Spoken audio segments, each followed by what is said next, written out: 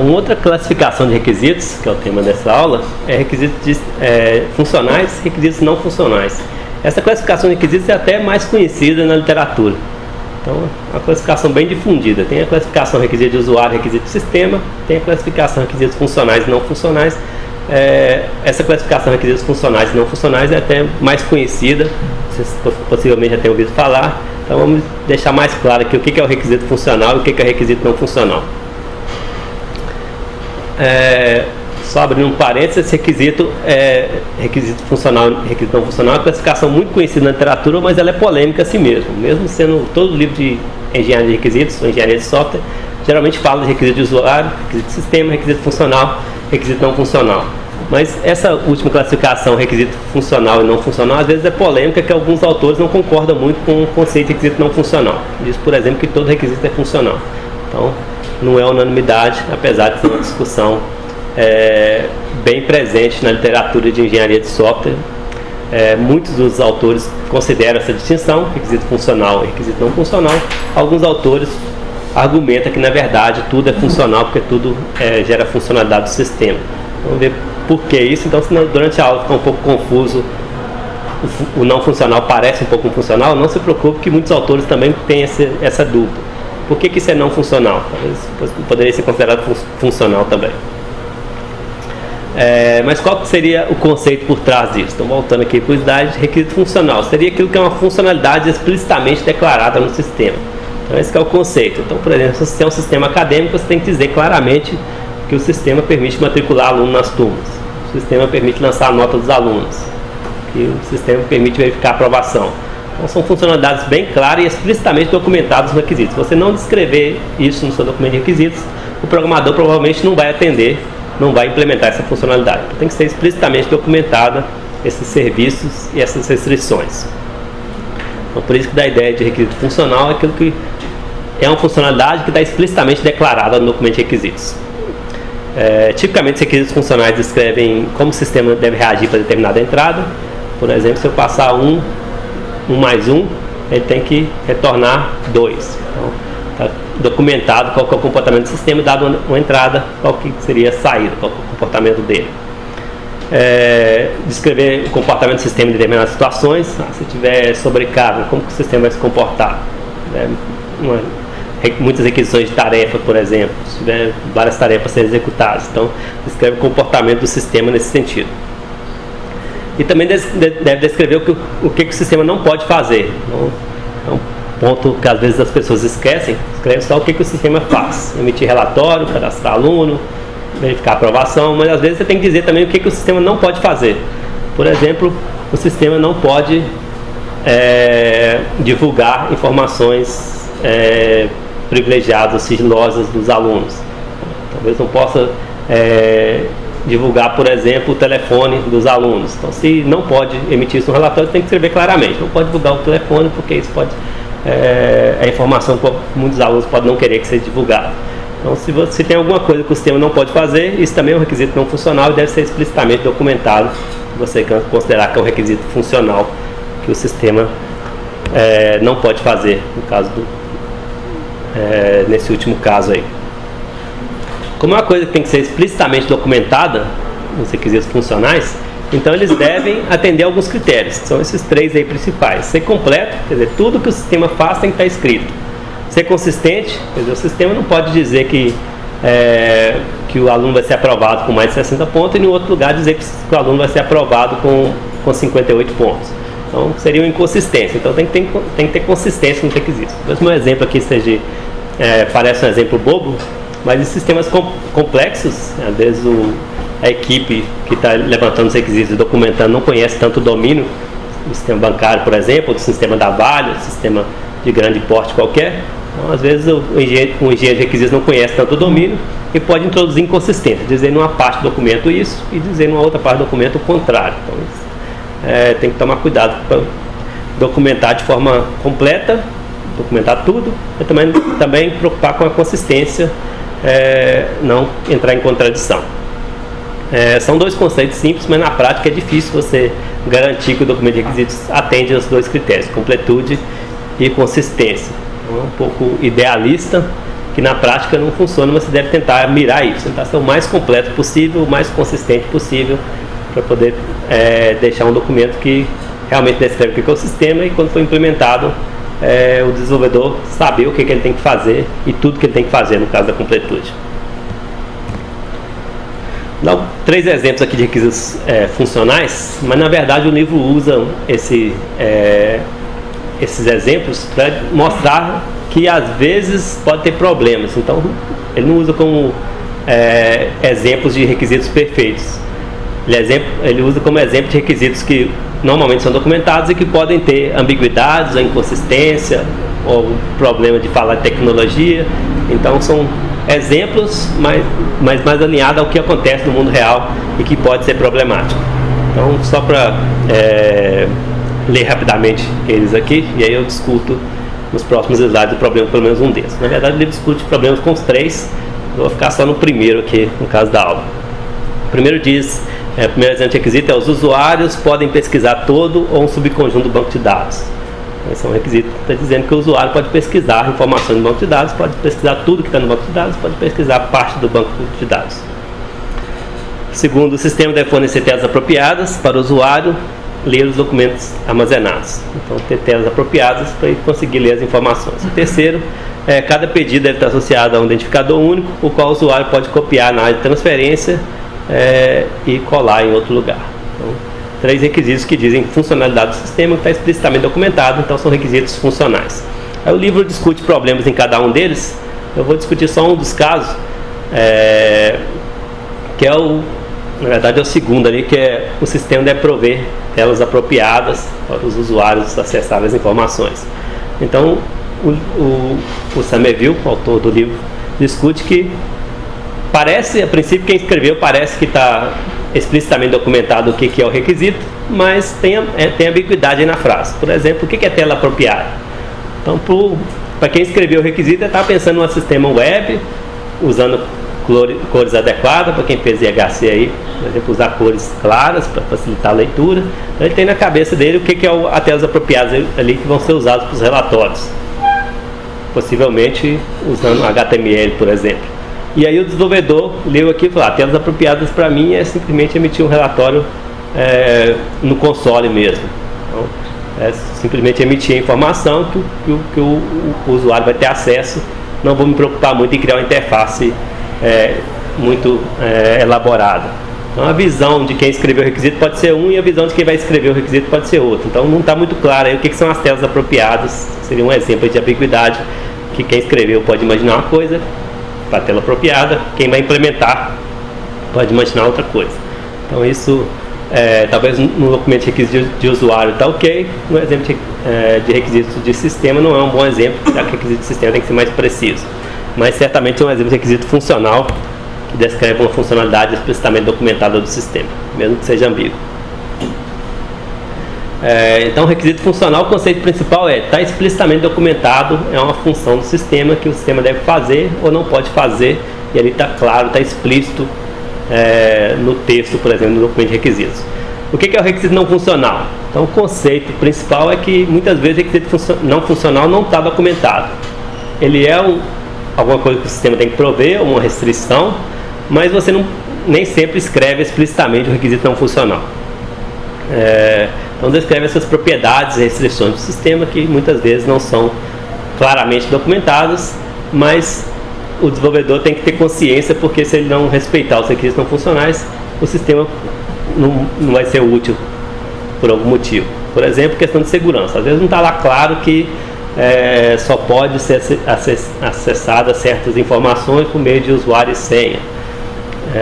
Ou que os dados pessoais dos usuários não podem ser divulgados na internet. Então, às vezes não está explicitamente documentado, mas todo desenvolvedor sabe que o sistema tem que ser seguro. Então, se o sistema gerencia informações, essas informações podem ser sigilosas, tem que haver critério de segurança aí. Então, às vezes não está explicitamente documentado, mas é uma coisa que o sistema tem que embutir de certa forma em toda a sua extensão, todas as partes, todos os módulos, todos os subsistemas, tem que embutir segurança. Então desempenho também, às vezes não está lá explícito que tem que o tempo de resposta no máximo 1 segundo, mas se o sistema não tiver desempenho, o usuário não vai querer usar. Então, mesmo que não esteja explícito no documento de requisitos, a equipe de desenvolvimento tem que ter essa consciência que desempenho é uma coisa importante para qualquer sistema, para todos os módulos do sistema, o sistema como um todo.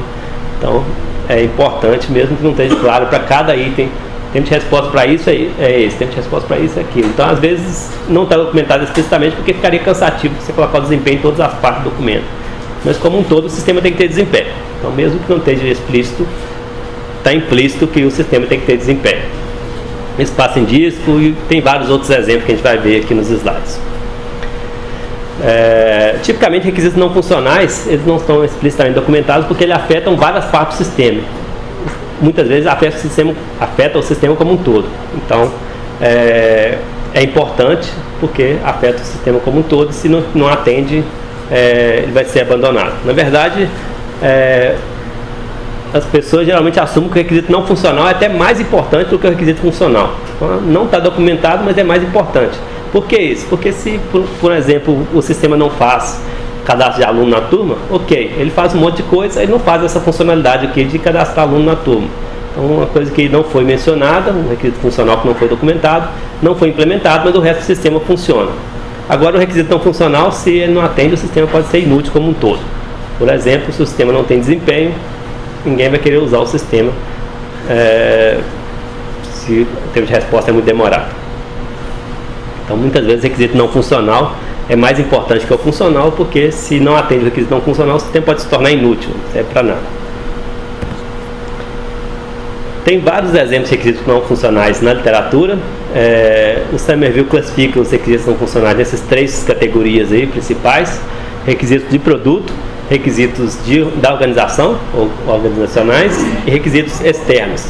Então, são três classificações e tem a definição de cada um e exemplo. Por exemplo, desempenho seria um requisito de produto, porque afeta o produto como um todo. Uma coisa que afeta o produto seria o requisito do produto.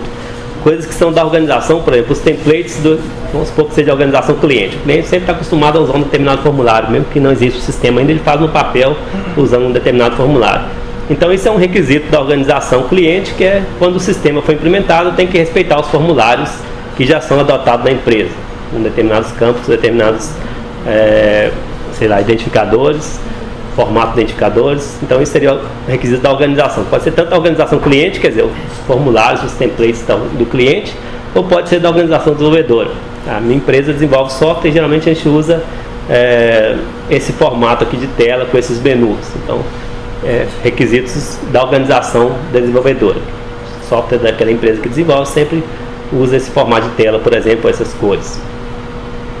Tem os requisitos externos que seria nem é do produto, nem é exatamente do produto e nem é exatamente das organizações. É uma coisa maior que, por exemplo, as leis do governo, coisas do país, coisas culturais. Então, são coisas que tem a ver não com o produto, não com a organização cliente, nem com a organização desenvolvedora, mas com a cultura de um país ou com as leis de um país. Então, pode ter a ver com legislação, por exemplo, ou com questões éticas que extrapola a questão daquele sistema, daquelas duas organizações. São questões mais gerais. Aqui tem exemplo de cada um. Livro, por exemplo, um exemplo de requisito de produto. A interface do usuário deve ser implementada com HTML. Por que isso é um requisito de produto? Porque todas as telas de interface do produto, então o produto como um todo, tem sempre que ter interface usando HTML. Segundo exemplo aí, usar o padrão de relatório XYZ, não importa o que é esse padrão, mas, por exemplo, o cliente tem esse formato de padrão, e aí o sistema tem que manter o mesmo formato de relatório que já era usado antes. Um exemplo de informação de requisitos externos: informações pessoais dos usuários não podem ser vistas por operador do sistema. É uma questão ética aí de que algumas informações pessoais não devem ser acessíveis para os usuários, que está sendo chamada de operadores do sistema. Tem muitos conceitos por trás de requisitos não funcionais, na verdade é uma área até extensa da engenharia de requisitos. Essa figura eu peguei do livro só para dar uma amostra aí de que é uma estrutura grande, tem vários tipos de requisitos, várias classificações. As classificações principais são aqueles 3 níveis que o Somerville coloca: requisito de produto, requisito da organização, requisitos externos. Mas dentro de requisitos de produto tem, por exemplo, questões de eficiência, confiabilidade, portabilidade, facilidade de uso. Tudo isso tem a ver com o produto. Questões da organização, templates da organização, coisa da organização que implementa, por exemplo, se implementa em Java, então o requisito da organização é que a tecnologia vai ser Java, etc. Padrão de desenvolvimento. Tem os requisitos externos, que pode ser visto como questões éticas, questões legais ou questões reguladoras. Então, tem esse subnível, e em questões legais tem uma subdivisão que é questões de segurança e questões de privacidade. Isso é só, na verdade, um subconjunto de requisitos não funcionais. Uma figura ilustrativa do Somerville para mostrar que tem vários requisitos não funcionais e pode ser desenhado de forma hierárquica, mas não é a intenção mostrar todos os requisitos não funcionais. A intenção é só mostrar que tem muitas questões que devem ser consideradas como requisitos não funcionais. Muitas vezes essas questões não estão explicitamente documentadas nos requisitos, mas mesmo que não esteja explicitamente, é uma coisa que deve ser considerada em todo o sistema de software, ou em particular no sistema que está sendo desenvolvido. Agora, uma coisa que vou colocar assim, uma armadilha dos requisitos não funcionais é que eles muitas vezes não estão explicitamente documentados no documento, mas ainda assim é bom que você verifique e mostre para o usuário que aquilo foi atendido. Então, uma coisa que o cliente espera é que tenha desempenho, por exemplo. Então, você tem que de alguma forma mostrar que o seu sistema tem desempenho. Então, se ele falar, você me entregou um sistema aqui que não tem o desempenho que eu esperava, então você tem que mostrar para ele que realmente tem um desempenho dentro das necessidades do cliente. Então, como mostrar isso é tentar verificar. Vamos tentar verificar, na medida do possível, medir, mensurar. Quer dizer, eu vou te entregar um desempenho com o sistema com desempenho XYZ, um desempenho, sei lá, tempo de resposta máximo 5 segundos. Depois, quando você entregar o sistema ao cliente, você conseguir mostrar que todas as funcionalidades do sistema estão dentro do limite que você definiu de no máximo 5 segundos, por exemplo. Então, na medida do possível, tentar descrever os requisitos não funcionais de uma maneira objetiva, para que possa ser medida e mostrada para o cliente que aquilo realmente está sendo atendido. Então, o livro dá exemplos de como tentar medir alguns requisitos não funcionais que podem parecer a princípio que é difícil medir os requisitos não funcionais, realmente são difíceis, a maioria deles, mas que você tem opções para tentar mostrar que o requisito não funcional foi atendido. Por exemplo, se o cliente pediu velocidade de processamento, por exemplo, velocidade em questão de fazer as tarefas sem comprometer o tempo de resposta, então você pode tentar definir métricas do tipo transações por segundo. Então vai dizer para o cliente, eu vou desenvolver um sistema e o tempo de resposta ou número de transações por segundo é este. Então você usa métricas precisas, quantitativas, e depois, quando o sistema estiver pronto, você consegue medir e mostrar que aquilo realmente está sendo atendido. Tempo de atualização da tela, então tem a ver também com o tempo de resposta, mas está mais do ponto de vista do que o usuário vê, né? Então não adianta nada ele responder, mas demorar a renderizar a tela. Então o tempo de atualização da tela seria isso, que no final das contas é o que o usuário vê. Então, documentar que o tempo de atualização da tela vai ser X, por exemplo, e depois que o sistema estiver implementado, mostrar que foi atendido essa restrição, esse requisito na implementação. Aí tem exemplo para facilidade de uso, como por exemplo o tempo de treinamento. Se o sistema é usável, você não vai gastar muito com treinamento. Pelo menos esse é o conceito. Número de frames de ajuda, um argumento também é que o sistema é fácil de utilizar, você não precisa ter muita documentação de ajuda. Não quer dizer que você não tenha, quer dizer que você vai ter documentação de ajuda que for necessário. Se o sistema é muito usável, você vai ter pouca documentação de ajuda. Se o documento é pouco usável, é difícil de usar, você vai ter muita documentação de ajuda. É uma forma de você tentar quantificar isso e dizer, tá vendo, no meu sistema as pessoas conseguem usar, mesmo que não tenha tanto manual do usuário, tanto frame de ajuda assim. Outros exemplos que tem no livro tem mais, então esse símbolo aí de maisinho amarelo que eu coloco nos slides, quer dizer, lá no livro tem mais coisas. Nos slides eu coloquei só um subconjunto dos requisitos não funcionais que estão discutidos no livro. Então, um outro exemplo é confiabilidade. Então, confiabilidade, o sistema tem que ser confiável. O cliente pede que o sistema seja confiável. Então, você quer deixar isso mais preciso para que você consiga mostrar ao cliente. Então, define métricas como, por exemplo, tempo médio entre falhas. Então, falhou, qual que é a média de falhas por mês, por exemplo. Probabilidade de indisponibilidade. Tudo bem, o sistema de vez em quando vai ficar fora do ar, mas qual que é a probabilidade disso acontecer? Então, define lá. A probabilidade é 1 em 100, por exemplo. Em 100 horas de utilização, vai ficar no máximo 1 hora indisponível. Taxa de ocorrência de falhas, tem a ver com o primeiro também, então pode falhar, qual que é a taxa de ocorrência de falhas? Então a ideia da confiabilidade do sistema, se ele falha pouco, a taxa de ocorrência é baixa, o sistema é mais confiável. Disponibilidade tem a ver com o segundo também. Então, se o primeiro é o tempo que ficou indisponível, o segundo é o inverso, qual é a disponibilidade, quanto tempo que o sistema ficou disponível. Isso seriam métricas para confiabilidade, tem exemplo de métricas para robustez, por exemplo, tempo de reinício. O sistema falhou, quanto tempo ele demora para reiniciar? Então, se ele reinicia rápido, volta a um estado confiável rápido, ele é mais robusto do que um sistema que demora a voltar no estado consistente. Percentagem de eventos que causam falhas também é exemplo aí de robustez. São vários, o livro só discute alguns só para mostrar que é possível você transformar um conceito abstrato como confiabilidade, segurança, usabilidade, em conceitos mais mensuráveis ali, quantificáveis, que você consegue mostrar que foi atendido ou não. No geral, é difícil você fazer isso, medir, por exemplo, documentar os requisitos não funcionais. Às vezes, como eu disse, na maioria das vezes, nem está documentado, fica implícito, não está explícito, mas está implícito de que o sistema deve atender. Então tem esses problemas aí. Por exemplo, é difícil definir de forma quantitativa, usar métricas para quantificar essas coisas. Então, algumas são menos difíceis, outras são mais difíceis, mas no geral requisitos não funcionais, quando você pensa nele, é uma coisa mais abstrata, então é difícil você transformar essa coisa abstrata numa coisa concreta, mensurável. Muitas vezes não fica muito claro o que é o requisito não funcional por causa daquele conceito de mistura, de fusão de requisitos. Então, às vezes os requisitos não funcionais estão diluídos no texto do documento de requisitos. Isso dificulta separar o que é requisito funcional, o que é requisito não funcional, e aí tentar definir de maneira quantitativa os requisitos não funcionais, por exemplo. Alguns requisitos não funcionais podem conflitar ou entre eles ou com requisitos funcionais. Então, um exemplo que eu posso dar simples aqui, que muitas vezes é usado, é o cliente quer desempenho, que é o tempo de resposta rápido, mas ele também quer segurança. Muitas vezes os protocolos de segurança, os mecanismos de segurança, senha, validação, acaba inibindo um pouco o desempenho. Então ele quer que o tempo de resposta seja rápido, mas se usar determinado protocolo de validação de senha, por exemplo, vai demorar porque é implícito no mecanismo de segurança. Então tem coisas que podem ser conflitantes. Então, requisitos não funcionais muitas vezes tem esse problema de que se você tentar atender isso, você pode acabar comprometendo aquele outro. Tentar atender questão de segurança, você pode acabar comprometendo um pouco a questão de desempenho. Eles podem conflitar entre eles, requisitos não funcionais com requisitos não funcionais, ou até mesmo requisitos funcionais com não funcionais.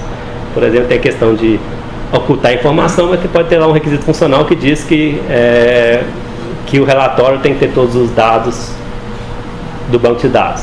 Como que vai ter todos os dados do banco de dados do relatório se um outro requisito não funcional pede para não divulgar informações sigilosas, informações pessoais, por exemplo? As coisas podem ser conflitantes. Requisitos funcionais e não funcionais está no capítulo do livro, na verdade é uma seção do capítulo 4, que é a seção 4.1, ele faz essa discussão do que é requisito funcional e não funcional, tentando delinear aí, separar um do outro. Apesar de, como eu disse, alguns autores preferem tratar tudo como funcional do que considerar essa classificação entre funcional e não funcional, porque mesmo não funcional de alguma forma vai gerar software, vai gerar funcionalidade, vai ter que ser implementado, vai ter que ser atendido.